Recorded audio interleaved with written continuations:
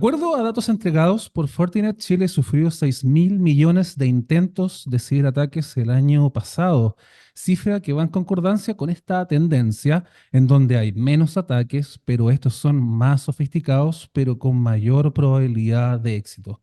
¿Qué implica que un ataque pueda ir a nuestra empresa, que nos vayan atacando en el día a día? ¿Y por qué es necesario tener un protocolo de seguridad? Lo voy conversando con Arturo Torres, estratega de Fortinet Web. ¿Cómo le va? Bienvenido acá a Asunto Tecnológico. ¿Cuántos con A? Muchas gracias por la invitación. Estoy muy contento de estar aquí con ustedes y obviamente tener una plática muy interesante de tecnología, seguridad de la información, ciberseguridad. Entonces, pues empecemos. Primeramente, ¿cómo ha ido evolucionando el ciberataque en este transcurso de los años? ¿Cuál ha sido la tendencia? ¿Cómo lo han visto ustedes ya que son empresas importantes a nivel de seguridad? Nosotros como Fortinet, y lo mencionaste muy bien, nacemos como una empresa de ciberseguridad que si bien nosotros nos dedicamos a generar servicios, tecnología, nuevas maneras de detección, tenemos una división específica que se dedica a hacer específicamente investigación y desarrollo, no solamente contra amenazas, sino cibercrimen y entender esta parte de cómo evoluciona, ¿no? Si nosotros hablamos de la evolución del malware o de la evolución de técnicas de cibercriminales para poder acceder a información de manera no autorizada, vamos a ver que el estado del arte es muy amplio. Por ejemplo, nosotros empezamos a ver, eh, digamos, la dispersión de artefactos maliciosos, un virus, por ejemplo, anteriormente en disquetes. Al día de hoy lo vemos inclusive hasta por redes sociales, ¿no? Redes sociales que todos tenemos en nuestro teléfono y anteriormente, y mover un paso atrás, se veía mucha distribución de malware, por ejemplo, a través de correo electrónico. Pero esto cambia conforme la sociedad va cambiando. El ciberatacante entiende que al día de hoy creo que es más sencillo desplegar millones de mensajes por aplicaciones que tenemos todos en nuestro teléfono que a lo mejor un correo electrónico. Entonces, esta es una pequeña parte y obviamente yo creo que a lo mejor más adelante lo vamos a extender un poquito más, pero existen nuevas tendencias como tecnología de la información con Big Data, inteligencia artificial, y pues bueno, todo este caos que está creando el tema de la aceleración digital y pues también el Internet de las cosas, ¿no? Y en esa misma materia vemos que está todo conectado dentro de nuestra empresa, vemos computadores, teléfonos de los mismos trabajadores. ¿Cuáles pueden ser las consecuencias de un ciberataque y ante qué nos vemos expuestos cuando nos vemos encontrados frente a esta situación? Es bien importante lo que acabas de mencionar. Entender el por qué es una de las preguntas que todos nos hacemos. Entonces, primeramente, yo como organización, como país, como persona, yo debería de entender cuál es mi postura digital y qué tan expuesto estoy al día de hoy. Entendiendo todos los, digamos, activos que yo tengo, y me voy a ir un poquito de menos a más a nivel personal, ¿cuántas cuentas de correo electrónico tenemos? ¿Cuánta vida digital compartimos en redes sociales? ¿No? ¿Cuántas aplicaciones tenemos descargadas en nuestro celular? ¿No? ¿Con quién comparto esas cuentas? En un tema, por ejemplo, empresarial, oye, ¿cuántas tecnologías, servidores, páginas web, cuentas de correo electrónico, usuarios, computadoras tengo distribuidas en mi universo, en este caso de mi compañía, ¿no? ¿Cuántos dominios igual? Todo esto al final expone nuestra postura y esto, pues para los atacantes es mientras tu Internet puede ser escaneado y se pueden buscar vulnerabilidades. Y a partir de aquí es donde nosotros siempre nos hacemos la pregunta cuando vemos ese tipo de noticias tan llamativas. Vulneraron esta empresa, se robaron esta información. La primera pregunta es, ¿por dónde entraron? ¿Cuál fue su acceso inicial?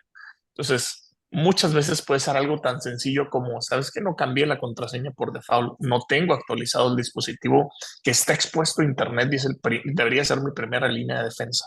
Entonces, ese es el punto que yo siempre trato de mencionar.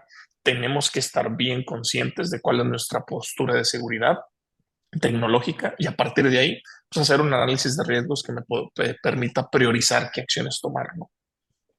Y ligado a eso que tú comentabas, por ejemplo, ¿a qué retos de seguridad se están enfrentando las empresas hoy en día?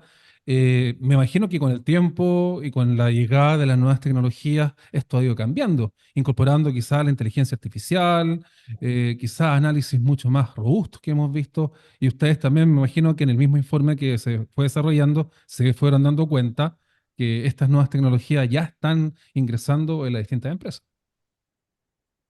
Claro, y lo voy a tratar de mencionar, y esto es un tema que me apasiona mucho, espero que no me extienda de más, pero eh, nosotros vamos a ponernos a pensar qué palabras en el ámbito tecnológico han tenido tanto auge en los últimos años. Temas como Internet de las Cosas, temas como ya tengo al día de hoy televisiones, cámaras, refrigeradores, millones de cosas inteligentes, relojes que ya están generando datos, conectándose a nuestra red. A partir de ahí, con esta gran cantidad de dispositivos, eh, empezamos a ver pues la creación de estas, digamos, big datas que se pueden analizar para tomar decisiones utilizando algoritmos de inteligencia artificial. Sin embargo, a mediación de esto, nosotros vemos que se están construyendo muchos dispositivos de IoT, ¿no? Estas cámaras que viven en nuestra casa, que viven en nuestra organización, eh, muchas veces no se toma en cuenta que las organizaciones que las crean no están siguiendo, por ejemplo, un ciclo de desarrollo seguro o no se les están dando actualizaciones, parches de seguridad. Y esto es algo que a mis alumnos siempre de la universidad donde tengo oportunidad de dar clases, les pregunto, ¿cuándo fue la última vez que viste que tu televisión, que las cámaras que a lo mejor tienes en tu hogar, tuvieron una actualización de ciberseguridad? ¿Ya les cambiaste la contraseña? Y todos levantan la ceja, todos empiezan a hacer estas mismas preguntas. En una empresa pasa exactamente lo mismo. Todas estas adiciones de nuevas piezas de tecnología deberían de estar aseguradas, debería de haber una gestión de vulnerabilidades y obviamente pues un inventario que me pueda permitir decir, yo voy a agregar más tecnología, pero también debo de agregar una estrategia de ciberseguridad hacia la misma, ¿no? ¿Qué medidas deben implementar las empresas si se habla de protocolos de ciberseguridad? Recién comentabas este inventario que se va desarrollando en materia de seguridad. ¿Hacia dónde tiene que ir apuntando este? ¿Es igual, por ejemplo, para empresas pequeñas, para empresas multinacionales, o va a ir variando de acuerdo quizás a los ataques o cómo se vaya dando cuenta también aquí cada país, por ejemplo? Claro, mira, y me gustaría ser bien honesto. Me encantaría decirles que traemos la píldora mágica por así que la receta secreta, como se dice por ahí. Pero la verdad es que son las mismas recomendaciones que todos los años mis compañeros del gremio de seguridad de la información y ciberseguridad estamos diciendo, ¿no? Hay que tener buena higiene digital, hay que tener, por ejemplo, temas como, hablamos del inventario, ¿no? Y lo voy a poner en un tema como un poquito más común. Es importante conocerse a uno mismo a nivel personal, a nivel empresarial y nacional cuando hablamos de tecnología. Si yo sé qué piezas de tecnología utilizo, si yo sé cuál es el software que utilizo, yo pudiera saber, por ejemplo, y hacer un análisis que nosotros le llamamos, por ejemplo, análisis de inteligencia contra amenazas, donde yo puedo decir, yo sé que trabajo en el sector financiero, yo sé que a lo mejor opero en estas partes de Latinoamérica y adicional utilizo estas piezas de software, estos tipos de dispositivos, bla, bla, bla. Yo pudiera mirar cuáles son los actores maliciosos, grupos cibercriminales, actores de amenazas o hasta, no sé, grupos activistas, y yo pudiera mirar cuáles son las tácticas técnicas que utilizan, cuál es el software que ellos buscan, por ejemplo, como objetivo y qué vulnerabilidades están asociadas a esas. Como yo ya me conozco, tengo mi inventario y sé de la manera en la que opero, yo puedo correlacionar esta información y poder decir, por ejemplo, oye, ¿sabes qué?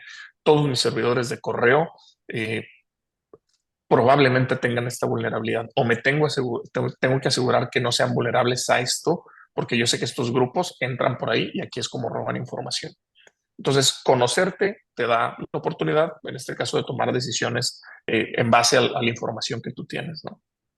Dentro del informe que ustedes presentaron recientemente, uno de los principales puntos fue la incorporación de inteligencia artificial, machine learning, dentro de este impacto de nuevas tecnologías. ¿Cómo han visto este mismo dentro de la seguridad digital y si el usuario sigue siendo este vector de entrada para los distintos ataques? Es muy, muy buena la pregunta y qué bueno que la mencionas porque es algo que hay que concientizar a todas las personas. Lo voy a tratar de dividir en dos partes. Primero hablemos, en este caso, de qué hacen los ciberatacantes con la inteligencia artificial. Al final, yo pasé muchos años estudiando inteligencia artificial a nivel académico y entendemos que entre más información tengas y la calidad de la misma, tú vas a poder utilizar un algoritmo para algo, ¿no? Tomar alguna decisión o algo por el estilo. En este caso, los atacantes están utilizando algoritmos de inteligencia artificial o aplicaciones de inteligencia artificial, como inteligencia artificial generativa, para poder mejorar sus campañas de phishing. Mm, Generalmente en los cursos de awareness o concientización de phishing te dicen, cuando te llega un correo electrónico, revisa faltas ortográficas, revisa que si algo no está bien traducido o algo por el estilo. La inteligencia artificial viene a, pues, digamos, mejorar esas campañas de phishing porque tú le puedes decir a una inteligencia artificial generativa que te genere una plantilla de correo electrónico para el cambio de contraseña de una empresa multinacional, ¿no? Entonces el atacante solo cambia los links, cambia ciertas cosas y está escrito en el idioma, en el léxico del país inclusive, porque yo le puedo decir, yo vivo en México, yo le puedo decir, esto va para audiencia mexicana. Entonces escríbelo como si fueras alguien de soporte que trabaja en esta empresa y que vives en México, ¿no? Entonces eso hace que sea más complicado. Ahora, esto es en temas tan sencillos como un correo de phishing, que creo que no es algo nuevo, pero ahora estamos viendo también campañas de phishing todavía más complicadas utilizando lo que se llama deepfake. ¿A qué me refiero con esto? Este es el ejercicio en el cual una persona puede simular el rostro de alguien más y la voz en tiempo real. Entonces, imagínate que recibas al día de hoy una videollamada y cuando contestes sea la cara de tu jefe, la voz de tu jefe y te esté pidiendo información confidencial de manera, pues digamos, urgente. Esto hace que el usuario, como tú lo mencionaste, siga siendo, pues digamos, un vector de entrada importante y con este tipo de nuevas técnicas va a ser muchísimo más complicado y que ya hay casos, pues digamos, documentados de que esto pasa, ¿no? Entonces, ¿qué hacemos nosotros del lado del bien? ¿Qué hacemos nosotros como defensores? Porque muchas veces escuchamos todo lo malo, pero es importante saber que la inteligencia artificial en temas de ciberseguridad ya tiene muchos años. Nosotros tenemos en Fortigar 10 años generando datos, entrenando algoritmos que son propietarios de nosotros para poder, por ejemplo, poder detectar variantes de malware por modelos, por ejemplo, como árboles de decisiones, como ver qué tan probable es que esto sea parte de la misma familia de otro malware o inclusive tomar decisiones de manera automatizada, ¿no? Entonces es parte de lo que nosotros hacemos. La inteligencia artificial en ciberseguridad ayuda mucho a la inspección y detección de amenazas, pero también a la toma de decisiones de la misma, ¿no? Entonces, estos son los dos, pues digamos, mundos a nivel muy resumido, porque nos podríamos ir bastante extensos, ¿no? Hemos visto que durante la pandemia el phishing, el malware fue aumentando de forma súper exponencial en distintos países y obviamente este fue mejorando. Pero al parecer las empresas son celosos en ir aumentando el presupuesto orientado a seguridad, ciberseguridad. ¿Cómo han visto la inversión en equipos de TI, ustedes que están desde el lado de la seguridad? ¿Están incorporando más herramientas de ciberseguridad o quizá están capacitándose más o hay más profesionales ligados al ámbito de la seguridad, considerando también que muchas veces se necesitan perfiles nuevos asociados justamente a esta área? Sí, y es algo que, digamos, no se le da la importancia que realmente se le debería de dar. Hay que decirlo y hay que ponerlo sobre la mesa. Las organizaciones están avanzando en materia de ciberseguridad y seguridad de la información. Eso es algo que nos queda claro a todos, porque nosotros estamos viendo aumentos de ataques, sofisticación, nuevas maneras de explotarlo, pero las organizaciones están poniendo su granito de arena, están generando equipos de seguridad de la información, de ciberseguridad, adaptando nuevas tecnologías. Es decir, esto es algo que se hace. Que sea una empresa que tenga un mayor presupuesto, un menor presupuesto, o mayor o menor, eso va a depender de cada línea de negocio. Pero de que se está haciendo algo, eso creo que tenemos que mencionarlo, que todas las organizaciones, los países, inclusive las mismas universidades, están haciendo un buen trabajo, dando no solamente materias, sino especializando, en este caso, a las nuevas generaciones de ciberseguridad y seguridad de la información. Hay reportes que hablan de cómo está la fuerza laboral en temas de ciberseguridad a nivel global en Latinoamérica. Nosotros en Fortinet escribimos uno el año pasado, hay otros de ISC Cuadrada, por ejemplo, y se habla de esto, que realmente no es que exista un déficit de especialistas de ciberseguridad, porque eso se puede malinterpretar, sino más bien que las organizaciones al día de hoy están cambiando y están buscando nuevo talento. No significa que no exista, sino que la misma industria te va demandando que necesitamos más gente que sea especialista en aseguramiento de, por ejemplo, de información, en manejo operativo de firewall, CDRs, o inclusive temas como hasta pentest, ¿no? Como hackeo ético, entre otras cosas. Entonces, lo vemos bien, vemos muy positivo que las organizaciones se estén preocupando, que estén adoptando estas tecnologías y obviamente también aplaudimos mucho que las universidades sigan desarrollando el nuevo futuro de defensores de seguridad de la información. Finalmente, hay áreas donde estemos al debe o definitivamente donde hay que entrenar más a nuestros profesionales. ¿Cuál es el foco de acuerdo a sus investigaciones, considerando también que está la misma inteligencia artificial, nuevas tecnologías, nuevas innovaciones, o quizás son muy recientes y no existe quizás la data como para poder investigar respecto a ello? De acuerdo, hay un par de cosas que siempre van a ser, por ejemplo, importante resaltar, ¿no? Anteriormente veíamos mucho entrenamiento para temas como análisis de malware, como programación de código, entre otras cosas. Al día de hoy ya estamos viendo que muchos desarrolladores de software están entrando al mundo de la inteligencia artificial, están dando un paso adelante. En temas de ciberseguridad, por ejemplo, nosotros estamos viendo que se está generando temas como respuesta a incidentes. Al día de hoy es importante que las organizaciones, nosotros como personas, un país entero, por ejemplo, no nada más esté viendo el tema de voy a proteger mi organización. Yo al día de hoy ya tengo que estar preparado para saber qué hacer si un incidente llegara a pasar, ¿no? ¿Qué tan rápido puedo responder? ¿Con qué herramientas cuento al día de hoy?